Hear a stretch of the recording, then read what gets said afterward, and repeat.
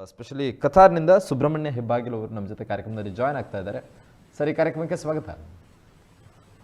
ನಮಸ್ಕಾರ.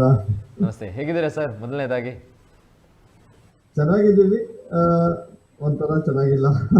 ಎರಡನ್ನೂ ಹೇಳ್ಬೇಕಾಗುತ್ತೆ ಈ ಸಂದರ್ಭದಲ್ಲಿ. ಎಸ್, ಮೂಲತಃ ತಾವು ಕುಂದಾಪುರ?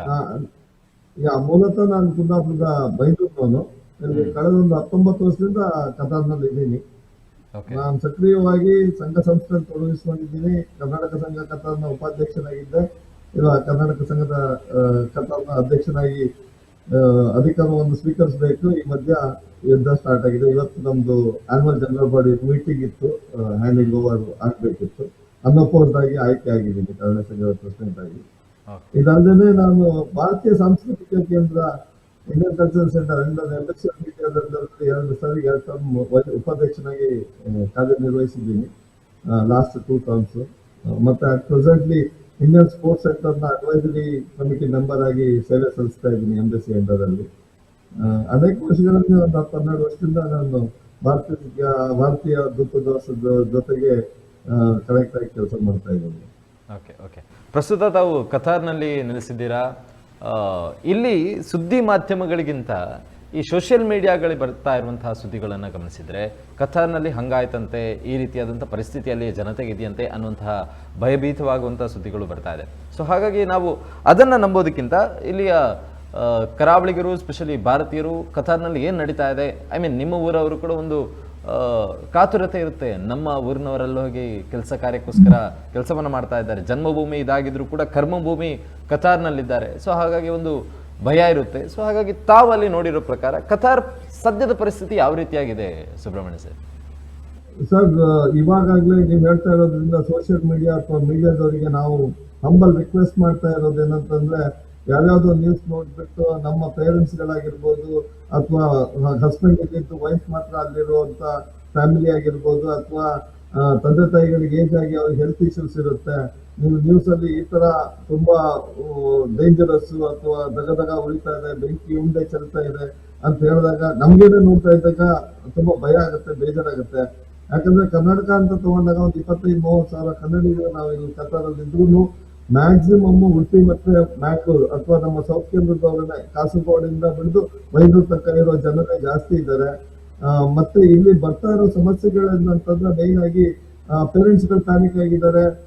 ಊರಿಗೆ ಹೋಗ್ಬೇಕಂತ ರಿಕ್ವೆಸ್ಟ್ಗಳು ತುಂಬಾ ಬರ್ತಾ ಇದೆ. ಅಥವಾ ಯಾರೋ ಊರಲ್ಲಿ ತೀರ್ಕೊಂಡಿದ್ದಾರೆ, ಅವ್ರು ಮನೆಗೆ ಹೋಗ್ಬೇಕು ಅಥವಾ ಫ್ಯಾಮಿಲಿ ನೋಡ್ಬೇಕು ಅಂತ ಆ ಕಾತುರದಲ್ಲಿದ್ದಾರೆ. ಮತ್ತೆ ಮೇನ್ ಆಗಿ ಅಲ್ಲಿ ಆತರ ಪ್ಯಾನಿಕ್ ಆಗೋ ಸಿಚುವೇಶನ್ ಈ ಸೋಷಿಯಲ್ ಮೀಡಿಯಾ ಮತ್ತೆ ನ್ಯೂಸ್ಗಳಲ್ಲಿ ತೋರಿಸುವಂತ ವಿಜುವಲ್ಸ್ ಏನಿದೆ, ನೀವು ಅದನ್ನ ನೋಡಿದ ತಕ್ಷಣ ಸಡನ್ ಆಗಿ ಭಯ ಆಗುತ್ತೆ. ಆಕ್ಚುಲಿ ನೀವು ಮೊದಲನೇದಾಗಿ ಹೇಳಿದಾಗೇನೆ ಕತಾರ್ ಅಥವಾ ಬ್ಯಾರಿನ್ ಇರಾನ್ ಜೊತೆಗೆ ಸಂಬಂಧ ಚೆನ್ನಾಗಿದೆ. ಎಲ್ಲ ಬ್ರದರ್ಹುಡ್ ಇಲ್ಲಿದ್ದು, ಅಂದ್ರೆ ಈ ಕಂಟ್ರಿಗಳಲ್ಲಿ ಯಾವತ್ತೂ ದ್ವೇಷ ಇಲ್ಲ. ಏನಂದ್ರೆ ಅಮೆರಿಕ ಇಸ್ರೇಲ್ ಮುಖಾಂತರ ಇರಾನಿಗೆ ಯುದ್ಧ ಮಾಡಿದೆ ಅಂತ ಹೇಳಿ ಇಲ್ಲಿ ನಾವು ನಿಮ್ಗೆ ತೊಂದರೆ ಕೊಡ್ತೀವಿ ಅಂತೇಳಿ ಅಮೆರಿಕ ಮಿಲಿಟರಿ ಸೇನೆ ಮೇಲೆ ಅವರು ಅಟ್ಯಾಕ್ ಮಾಡ್ತಾ ಇದ್ದಾರೆ. ಅಲ್ಲಿ ಸಮಾಧಾನ ಆಗದಿದ್ದಾಗ ಅಲ್ಲಿ ಇಲ್ಲಿ ಒಂದು ಸುಮ್ಮನೆ ತೋರಿಸ್ಲಿಕ್ಕೆ ಒಂದು ಇದು ಮಾಡ್ತಾ ಇದ್ದಾರೆ, ಅಟ್ಯಾಕ್ ಮಾಡ್ತಾ ಇದ್ದಾರೆ.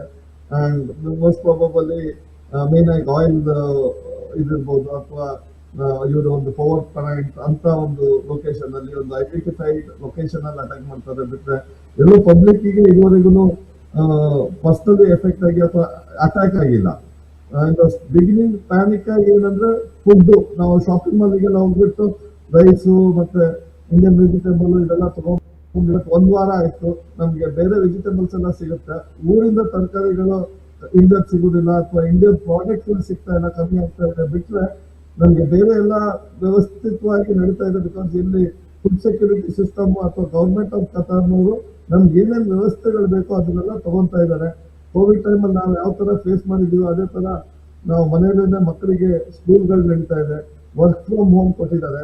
ಲಾಸ್ಟ್ 2 days ಇಂದ 30% work from office and 70% work from home ಅಂತ ಕೊಟ್ಟಿದ್ದಾರೆ.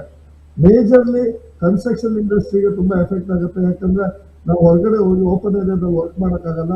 ಇವರು ಇಂಟರ್ಸೆಪ್ಟ್ ಮಾಡಿದಾಗ 2 ಕಡೆಯಿಂದ ಅಟ್ಯಾಕ್ ಆದಾಗ ಒಂದು 10-12 ಡ್ರೋನ್ಸ್ ಅಥವಾ ಮಿಸೈಲ್ಸ್ ಬಂದಾಗ ಒಂದಕ್ಕೊಂದು ಹೊಡೆದು ಅದರ ಪೀಸ್ಗಳು ಅಲ್ಲಿ ಇಲ್ಲಿ ಬಿದ್ದು ಜನರ ಮೇಲೆ ಬೀಳುತ್ತೆ ಅನ್ನುವಂಥ ಭಯ ಇರುತ್ತೆ.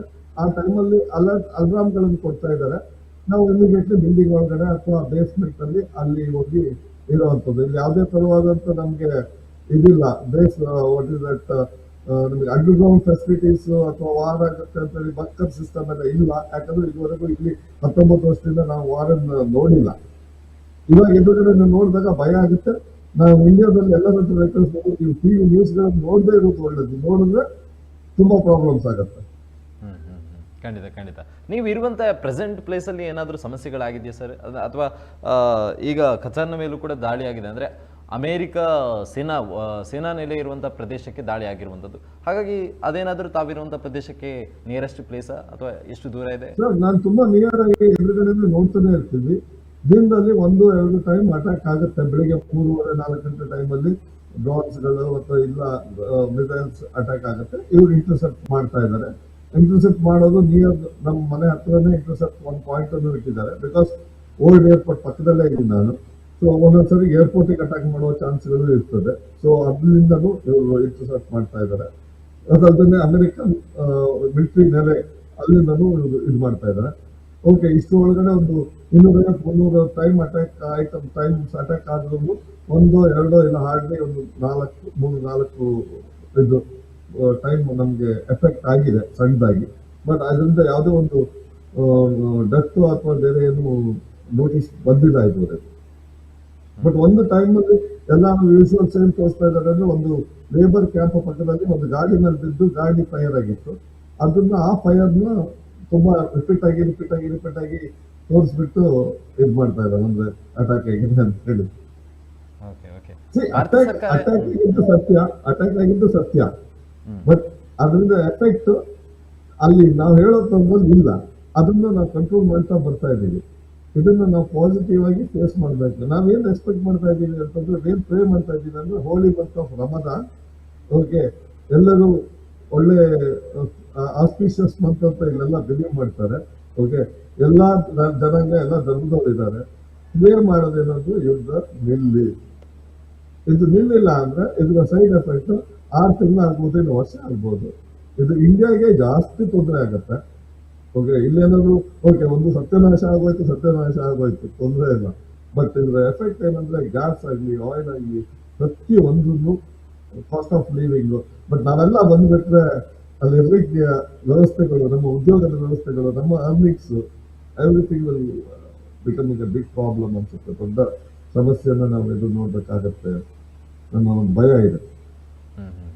ಈ ಕೆಲವೊಂದು ಸೋಷಿಯಲ್ ಮೀಡಿಯಾಗಳಲ್ಲಿ ಬರ್ತಾ ಇರುವಂತಹ ಸುದ್ದಿಗಳನ್ನ ಗಮನಿಸೋದಾದ್ರೆ, ಈ ಕತಾರ್ಗೆ ದಾಳಿ ಆದ ಬಳಿಕ, ಕತಾರ್ ಅಂತಲ್ಲ ದುಬೈ ಮೇಲೂ ಕೂಡ ದಾಳಿ ಆದ ಬಳಿಕ ಆಹಾರ ವ್ಯವಸ್ಥೆಯ ಪೂರೈಕೆಯಲ್ಲಿ ಸ್ವಲ್ಪ ಕಷ್ಟ ಆಗ್ತಾ ಇದೆ.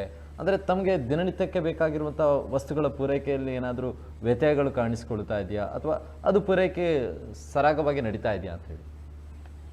ಒಂದು ಸಿಚುವೇಶನ್ ಅಲ್ಲಿ ಏನಾಗುತ್ತೆ ಅಂದ್ರೆ, ಎಲ್ಲರೂ ಶಾಪಿಂಗ್ ಹೋಗ್ಬಿಟ್ಟು ಎಲ್ಲದನ್ನು ತಗೊಬಂದಾಗ ಸ್ವಲ್ಪ ಶಾರ್ಟೇಜ್ ಅಂತ ಕಾಣಿಸುತ್ತೆ ಮಿಲ್ಕ್ಗೆಲ್ಲ. ಈಗ ನನಗೆ 1 ಲೀಟರ್ ಮಿಲ್ಕ್ ಬೇಕಾಗಿರುತ್ತೆ, ನಾನು 4 ಲೀಟರ್ ಮಿಲ್ಕ್ ತಗೊಬಂದ್ರೆ, ಸೊ ಆ ದಿವಸ ಪರ್ಟಿಕ್ಯುಲರ್ ಡೇ ಆ ತರ ಅನಿಸ್ತು 1 or 2 days. ಆಮೇಲೆ ಆಟೋಮೆಟಿಕಲಿ ಪ್ರೊಡಕ್ಷನ್ ಎಲ್ಲ ನಾರ್ಮಲೈಸ್ ಆಯ್ತು.